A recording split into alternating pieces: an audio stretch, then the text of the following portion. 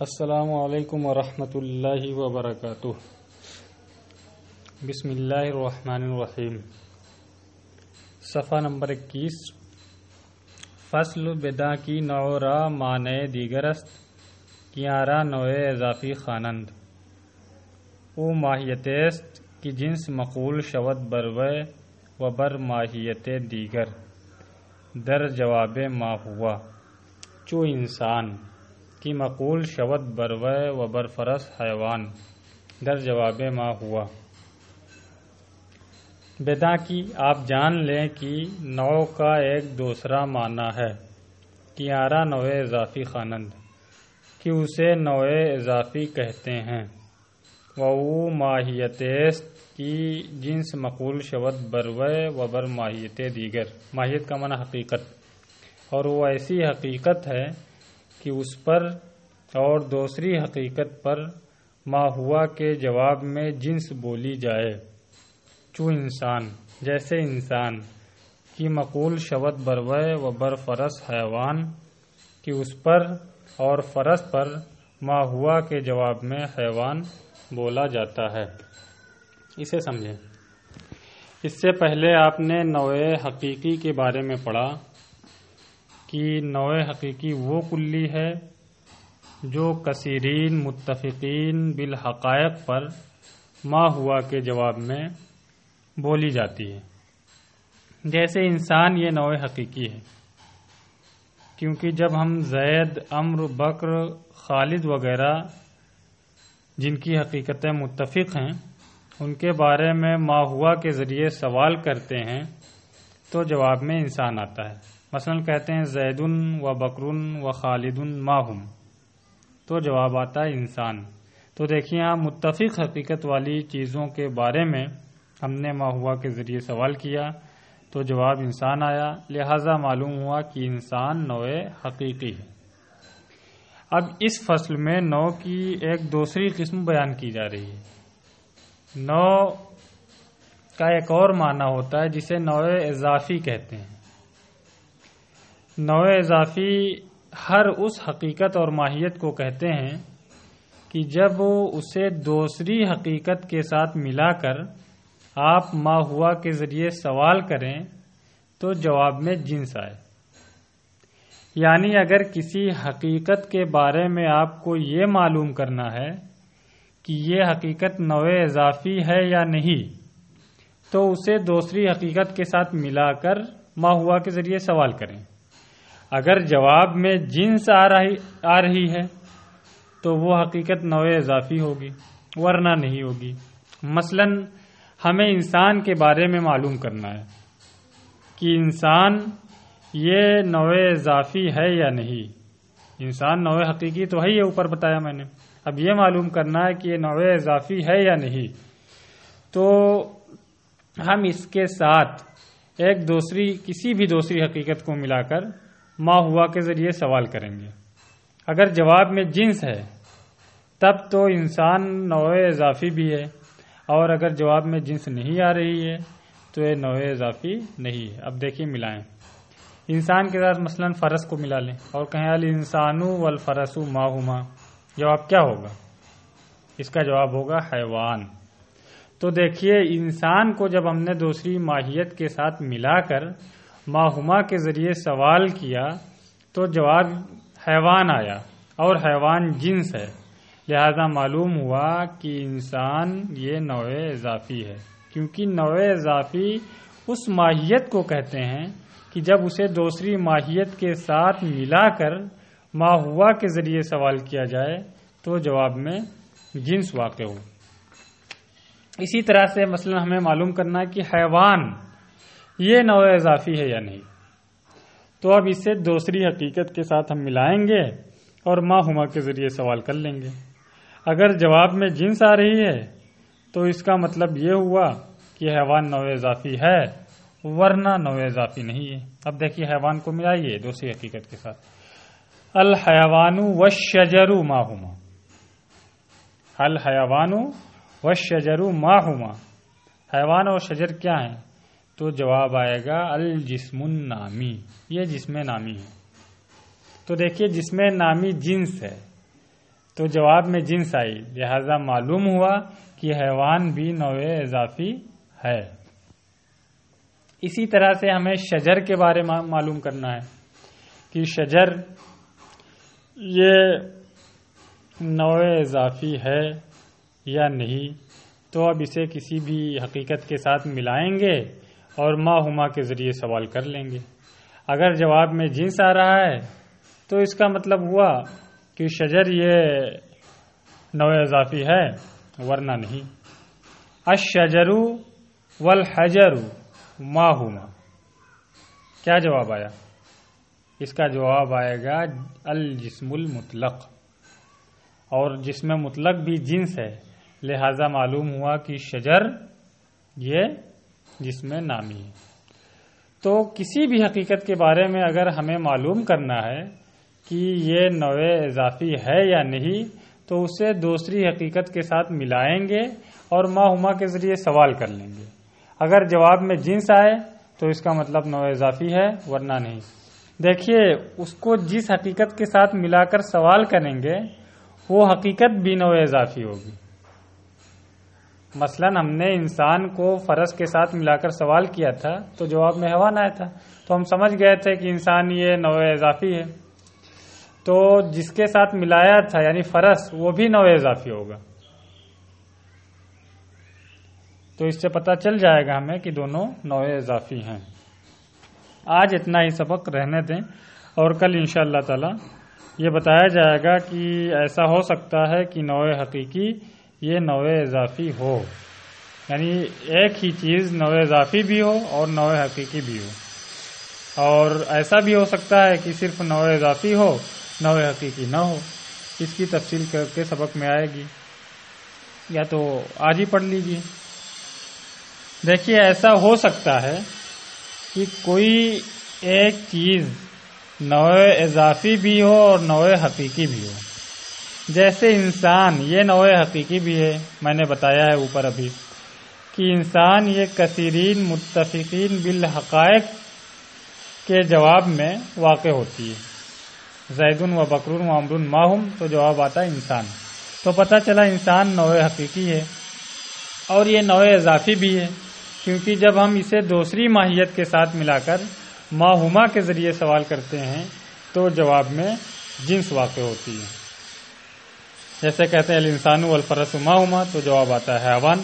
تو اس سے پتہ چلا کہ نوع اضافی اور نوع حقیقی بھی ہو سکتی ہے۔ ایسا ہو سکتا ہے کہ ایک چیز نوع اضافی بھی ہو اور نوع حقیقی بھی ہو، جیسے انسان۔ اور ایسا بھی ہو سکتا ہے کہ نوع اضافی تو ہو لیکن نوع حقیقی نہ ہو، جیسے حیوان کو آپ لے لیجیے۔ حیوان یہ نوع اضافی تو ہے، کیونکہ جب ہم نے اسے دوسری ماہیت مثلا شجر کے ساتھ ملایا اور سوال کیا الحیوان والشجر ما ہما، تو جواب آیا جسم نامی۔ تو پتہ چلا کہ حیوان یہ نوع اضافی ہے جسم نامی کی، لیکن یہ نوع حقیقی نہیں، کیونکہ یہ کثیرین متفقین بالحقائق کے جواب میں نہیں بولی جاتی، بلکہ کثیرین مختلفین بالحقائق کے جواب میں بولی جاتی ہے۔ تو ایسا بھی ہو سکتا ہے کہ ایک چیز نوع اضافی ہو لیکن نوع حقیقی نہ ہو، جیسے حیوان یہ جسم نامی کی نوع اضافی ہے، اور جسم نامی یہ جسم مطلق کی نوع اضافی ہے، اور جسم مطلق یہ جوہر کی نوع اضافی ہے۔ دیکھیں، فصل بدا کی نو را معنی دیگرست کیارا نوع اضافی خوانند۔ جان لیں کہ نو کا ایک دوسرا معنی بھی ہے، اسے نوع اضافی کہتے ہیں۔ وہ ماہیتیس کی جنس مقول شود بروے و بر ماہیت دیگر، اور نوع اضافی ایسی ماہیت ہے کہ جنس بولی جائے اس پر اور دوسری ماہیت پر۔ مطلب یہ ہے کہ جب اسے دوسری ماہیت کے ساتھ ملا کر ما ہوا کے ذریعے سوال کریں تو جواب میں جنس بولی جائے۔ تو انسان، جیسے انسان یہ نوع اضافی ہے، کیوں کہ مقول شود بروے و بر فرس حیوان، کیونکہ اس پر اور فرس پر حیوان بولا جاتا ہے، یعنی جب اسے فرس کے ساتھ ملا کر ما ہوا کے ذریعے سوال کیا جاتا ہے تو جواب میں حیوان آتا ہے۔ وہ نوع اضافی شاید کی نوع حقیقی باشد، اور ہو سکتا ہے کہ نوع اضافی یا نوع حقیقی ہو، چنانچہ گفتم، جیسا کہ ہم نے بتایا. یعنی اوپر آپ نے دیکھا کہ انسان یہ نوع حقیقی بھی ہے اور نوع اضافی بھی ہے. وہ شاید کہ نہ باشد، اور ایسا بھی ہو سکتا ہے کہ نوع اضافی نوع حقیقی نہ ہو. چوں حیوان، جیسے حیوان کو آپ دیکھ لیں، یہ نوع اضافی تو ہے لیکن نوع حقیقی نہیں ہے. چوں حیوان کی نوع اضافی ہے جسم نامی است، کہ یہ جسم نامی کی نوع اضافی ہے. وہ جسم نامی کی نوع اضافی ہے جسم است، اور جیسے جسم نامی کی یہ جسم مطلق کی نوع اضافی ہے. وہ جسم کی نوع اضافی ہے جوہر است، اور جیسے جسم مطلق کی یہ جوہر کی نوع اضافی ہے. تو دیکھیں، حیوان ہے، جسم نامی ہے، جسم مطلق ہے، یہ سب نوع اضافی تو ہیں لیکن نوع حقیقی نہیں.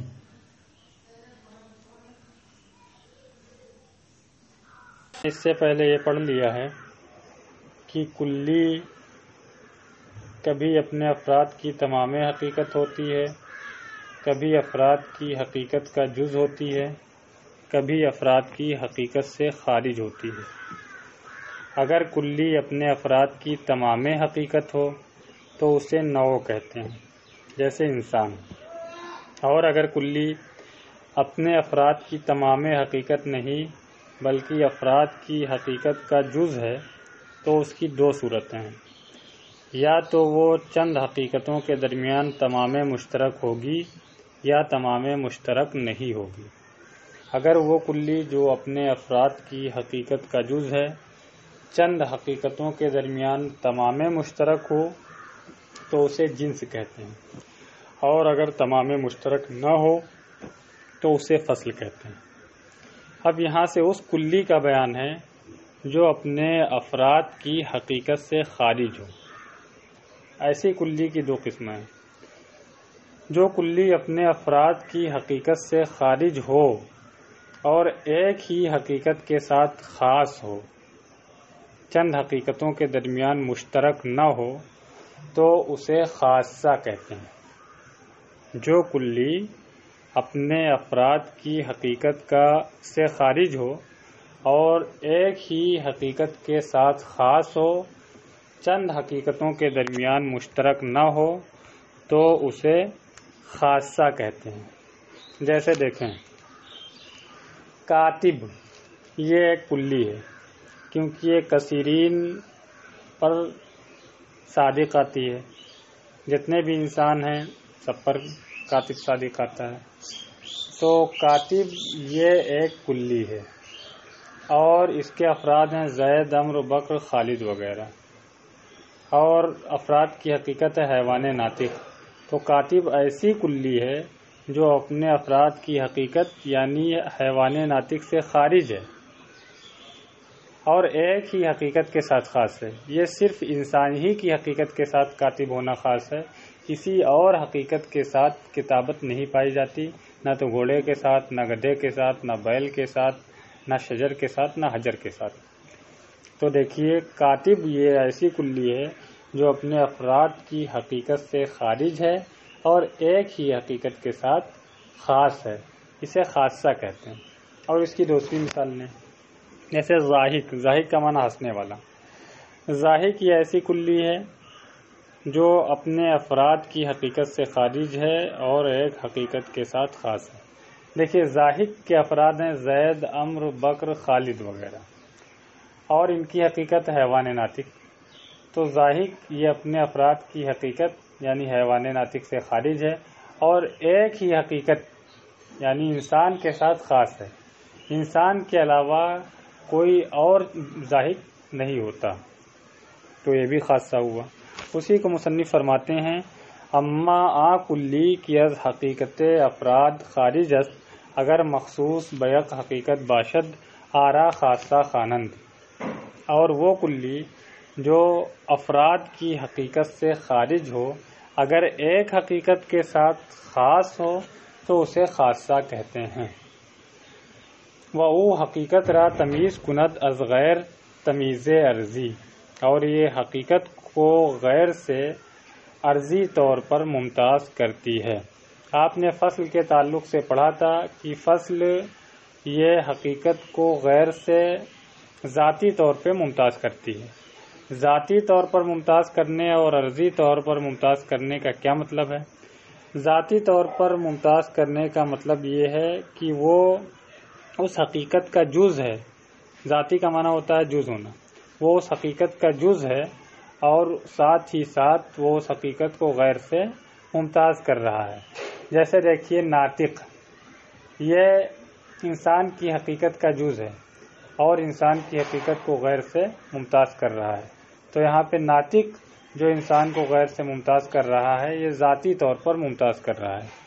اور تمیز عرضی کا مطلب یہ ہوا کہ وہ حقیقت کا جز نہ ہو بلکہ حقیقت سے خارج ہو اور اس کے باوجود بھی وہ حقیقت کو غیر سے ممتاز کرے۔ جیسے کاتب ہے، ضاحک ہے، یہ انسان کی حقیقت سے خارج ہیں لیکن پھر بھی انسان کو تمام چیزوں سے ممتاز کرتے ہیں۔ اسی کو فرمایا وہ حقیقت را تمیز کند از غیر تمیز عرضی، اور خاصہ یہ حقیقت کو غیر سے عرضی طور پر ممتاز کرتا ہے۔ پس او کلی باشد کی مقول شود در جواب ایو شعین ہوا فی عرضی۔ دیکھیے میں نے ما ہوا کے تعلق سے بتایا تھا کہ ما ہوا کے ذریعے سوال ہوتا ہے تو اس سے کیا مقصود ہوتا ہے۔ اب یہاں ایک بات اور ذہن نشی رکھیں کہ جب ایو شعین ہوا فی عرضی کے ذریعے سوال کیا جائے، یعنی کوئی کسی چیز کے بارے میں پوچھے کہ ایو شعین الانسان فی عرضی، ایو شعین الانسان فی عرضی یعنی انسان اپنے عرض میں کیا ہے، تو اس وقت سوال کرنے والے کا مقصود یہ ہوتا ہے کہ آپ کوئی ایسی چیز جواب میں بتائیں جو اس کی حقیقت سے خارج ہو لیکن اسی کی حقیقت کے ساتھ خاص ہو، کئی حقیقتوں کے درمیان مشترک نہ ہو۔ تو اگر آپ سے کوئی پوچھے ایو شعین الانسان فی عرضی، یعنی انسان یہ اپنے عرض میں کیا ہے، تو آپ کو ایک ایسا جواب دینا پڑے گا جو اسی انسان کے ساتھ خاص ہو اور اس کی حقیقت سے خارج ہو، لہذا آپ کہیں گے ضاحک یا کاتب۔ اسی کو فرماتے ہیں وہ کلی باشد کی مقول شود در جواب ایو شعین ہوا فی عرضی، اور تو خاصہ وہ کلی ہے جو ایو شعین ہوا فی عرضی کے جواب میں بولی جائے، چوں ضاحک نسبت با انسان، جیسے ضاحک انسان کی طرف نسبت کرتے ہوئے، یعنی انسان کے تعلق سے اگر ایو شعین ہوا فی عرضی کے ذریعے سوال کیا جائے تو جواب میں ضاحک یا کاتب وغیرہ آئے گا۔ اور وہ کلی جو اپنے افراد کی حقیقت سے خارج ہے، اگر وہ ایک حقیقت کے ساتھ خاص ہے تو اسے خاصہ کہتے ہیں، اور اگر ایک حقیقت کے ساتھ خاص نہیں ہے بلکہ چند حقیقتوں کے درمیان وہ مشترک ہے تو اسے عارض عام کہتے ہیں۔ جیسے دیکھیے ماشی، ماشی کا معنی چلنے والا، مشی یمشی سے اس میں فاعل ہے ماشی، یہ بھی ایک کلی ہے اور اس کے بہت سے افراد ہیں، انسان ہے، گھوڑا ہے، گدھا ہے، بیل ہے، بکری ہے، بھینس ہے۔ تو ماشی کے افراد کی جو حقیقت ہے، مثلا انسان کی حقیقت ہے حیوان ناطق، گھوڑے کی حقیقت ہے حیوان ساحل اور گدھے کی حقیقت ہے حیوان ناحق، تو ماشی اپنے افراد کی حقیقت سے خارج ہے، ان کی حقیقت کا جز نہیں ہے، لیکن چند حقیقتوں کے درمیان مشترک ہے کہ انسان میں بھی پایا جاتا ہے، گھوڑے میں بھی ہے، گدھے میں بھی ہے، بیل میں بھی ہے، بکری میں بھی، لہذا یہ عرض عام ہے۔ اسی طرح سے آپ لے لیں نائم، نائم کا معنی سونے والا، نائم بھی ایک کلی ہے کہ انسان پر بھی صادق آتا ہے، گھوڑے پر بھی، گدھے پر بھی، بیل پر بھی، سب پر صادق آتا ہے، اور لیکن یہ ایسی کلی ہے جو اپنے افراد کی حقیقت سے خارج ہے، کیونکہ ان کے افراد کی حقیقت، کسی کی حقیقت حیوان ناطق ہے، کسی کی حیوان ناحق ہے، کسی کی حیوان ساحل ہے، اور نائم یہ ان سب سے خارج ہے، اور چند حقیقتوں کے درمیان مشترک ہے کہ گھوڑے میں بھی ہے، گدھے میں بھی ہے، بیل میں بھی ہے، انسان میں بھی ہے، بکری میں بھی ہے، لہذا یہ عرض عام ہوا۔ تو عرض عام وہ کلی ہے جو اپنے افراد کی حقیقت سے خارج ہو اور چند حقیقتوں کے درمیان مشترک ہو۔ اسی کو فرمایا وہ اگر مشترک باشد میانے دو حقیقت یا پیشتر، اور اگر وہ خارج شے دو حقیقت یا دو سے زائد، پیشتر کا معنی زائد، یا دو سے زائد حقیقتوں کے درمیان مشترک ہو، آرا عرض عام خوانند، اسے عرض عام کہتے ہیں۔ چوں ماشی، جیسے ماشی کی مشترک است میان انسان و حیوانات، کی انسان اور دیگر حیوانات کے درمیان مشترک ہے۔ اس کی بہت سی مثالیں آپ کو مل جائیں گی، آکل ہے، شارب ہے، قائم ہے، اس طرح سے اس کی آپ مثالیں نکال سکتے ہیں۔ یہ سب عرض عام ہیں کیونکہ یہ اپنے افراد کی حقیقت سے خارج ہیں اور چند حقیقتوں کے درمیان مشترک ہیں۔ تو کلی کی تقسیم جو صفحہ نمبر 18 سے بلکہ 16 ہی سے شروع ہوئی تھی وہ یہاں پر ختم ہوئی۔ آپ نے کلی کی 5 قسمیں پڑھی ہیں، ایک نوع، پھر جنس، پھر فصل، پھر خاصہ، پھر عرض عام۔ اس سے معلوم ہوا کہ کلی کی 5 ہی قسمیں ہیں۔ اسی کو مصنف فرماتے ہیں پس کلیات منحصر شد در 5 نوع، تو کلی یہ 5 قسم میں منحصر ہو گئی۔ در 5، اس کو ادھر سے آپ ملائیں، پس کلیات منحصر شد در 5، تو کلیات 5 میں منحصر ہو گئی، نوع و جنس و فصل و خاصہ و عرض عام۔ نوع، جنس، فصل، خاصہ اور عرض عام میں۔ ایک مرتبہ ترجمہ دیکھ لیں۔ اما کلی کی از حقیقت افراد خارج است اگر مخصوص بیک حقیقت باشد آرا خاصہ خوانند، لیکن وہ کلی جو افراد کی حقیقت سے خارج ہے اگر ایک حقیقت کے ساتھ خاص ہو تو اسے خاصہ کہتے ہیں۔ وہ حقیقت را تمیز کند از غیر تمیز عرضی، اور وہ حقیقت کو غیر سے عرضی طور پہ ممتاز کرتا ہے۔ وہ کلی باشد، پس او کلی باشد کی مقول شود در جواب ایو شعین ہوا فی عرضی، لہذا خاصہ وہ کلی ہے جو ایو شعین ہوا فی عرضی کے جواب میں بولی جائے۔ چوں ضاحک، جیسے ضاحک نسبت با انسان، انسان کی طرف نسبت کرتے ہوئے۔ وہ اگر مشترک باشد میانے دو حقیقت یا پیشتر، اور اگر وہ کلی دو یا دو سے زائد حقیقتوں کے درمیان مشترک ہو، آرا عرض عام خوانند، تو اسے عرض عام کہتے ہیں۔ چوں ماشی، جیسے ماشی کی مشترک است میان انسان و حیوانات، کہ یہ انسان اور حیوانات کے درمیان مشترک ہے۔ پس کلیات منحصر شد در 5، تو کلی 5 قسموں میں منحصر ہو گئی، نوع و جنس و فصل و خاصہ و عرض عام۔ نوع، جنس، فصل، خاصہ اور عرض عام میں۔